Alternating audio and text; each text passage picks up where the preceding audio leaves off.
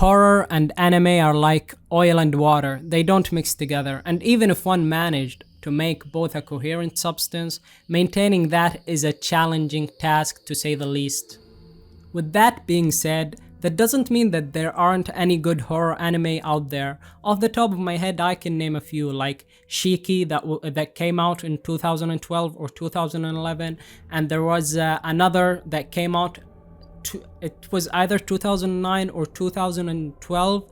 My point is, executing horror in anime is not an easy task. I opened the video this way because the anime I'm talking about today knows this issue, and instead of doubling down on the horror factor, it only makes it a driving force for its story. And I say story like that in quotation. I made air quotation like a dumbass because Mieruko-Chan is, if I could describe it, it's a slice of life horror comedy slash wholesome anime. If that is a way to describe it, basically it is a wholesome slice of life anime with some horror elements sprinkled throughout the episodes. Now let me tell you about this anime's story. Miko is a typical high school student whose life turns upside down when she suddenly starts to see gruesome and hideous monsters. Despite being completely terrified, Miko carries on with her daily life, pretending not to notice the horrors that surround her. She must endure the fear in order to keep herself and her friend Hana out of danger, even if that means coming face to face with the absolute worst. Blending both comedy and horror, Mieruko-Chan tells the story of a girl who tries to deal with the abnormal by acting indifferent toward it. This is basically the story as described by my anime list, and I think it does a pretty good job at telling the story of this anime without spoiling much. That's why I just kept it as it is. Now let me tell you how I feel about the story and how I think about the story. Now that you know what the basic premise of the story is, let me tell you how I feel about it. Mieruko-Chan feels like one of those animes that one would watch at the end of a long day to relax and rejuvenate and try to recharge for another day of social interactions and social duties. Despite the stellar horror elements of the anime, which are done way better than any full-on horror anime could even dream to achieve, the show is surprisingly wholesome. The comedy in it is a hit or miss, as all comedies should, since it's a subjective medium.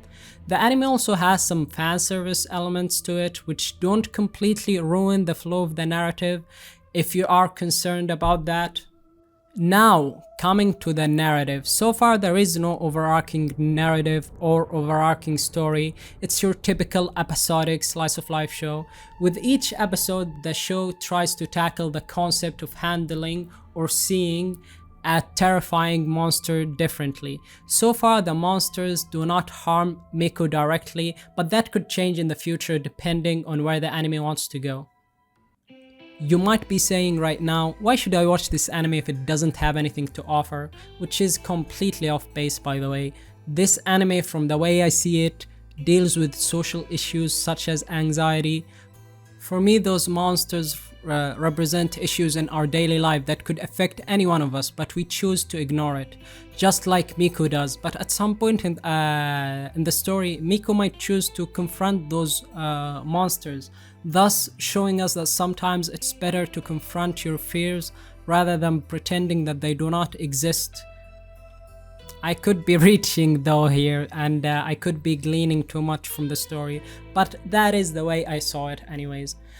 This anime truly heals the soul though, and it is so wholesome. It is surprisingly sad. If you watched episode 4, then you'd know what I mean by that. It truly hit me in the feels. Miko herself, the main character, is really charming and adorable, and seeing how she handles every encounter is truly a sight to behold.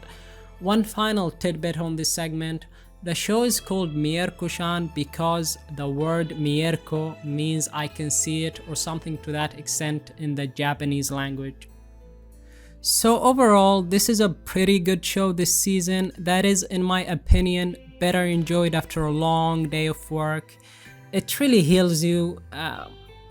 Like I don't know what to say, man. It truly does heal you. Also, this show is better experienced episodically, in my opinion, meaning don't binge multiple episodes in one sitting, man. Just take it slow and watch one episode at a time, one episode per day, maybe. Honestly, I can't recommend this anime enough. If you like your slice of life, then this is your show. If you like horror comedy, then this is your show. If you like wholesomeness in general, then this is your show, man.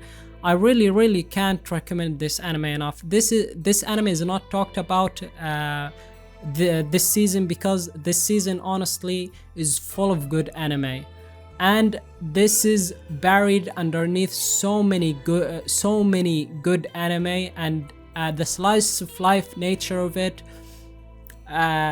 discourages some people from watching this anime. But to be honest, sometimes you just need to watch some slice of life anime to cool down.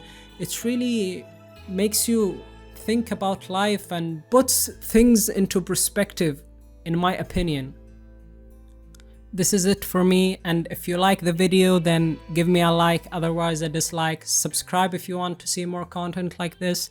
And one final thing, I'm planning to do more videos in this format where I try to review a currently airing anime without spoiling too much, or trying not to spoil too much. Let me know if you have a cool name for this series, or I'll just call it first impressions or something like that.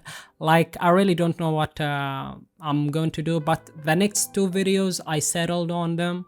I'm going to make one video about Osama ranking, which is King's ranking, and Platinum End.